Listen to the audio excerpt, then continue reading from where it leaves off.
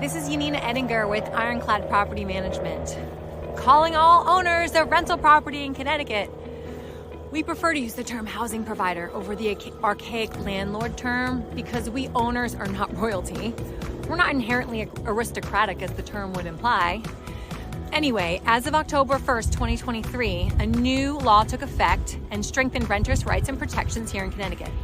Let me give you a rundown on these new acts affecting housing and real estate and what you need to know. Everyone wants to have a tenant who can pay their rent, who will take care of the property, and who will be a responsible and respectful neighbor.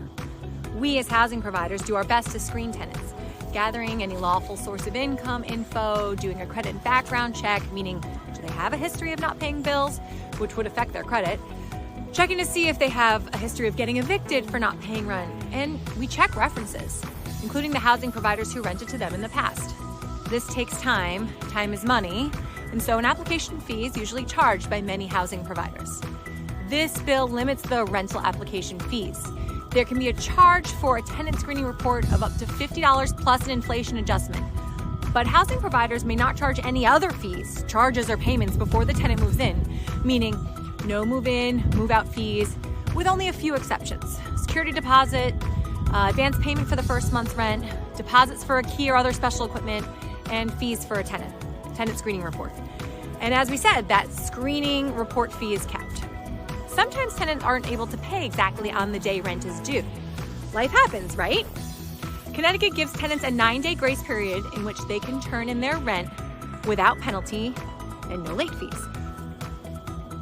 So, if rent is due on the 1st, a tenant can turn in rent on the 2nd, the 7th, or even the 10th of the month without a late fee tacked on. This is a 4-day grace period for those who have week-to-week tenancies.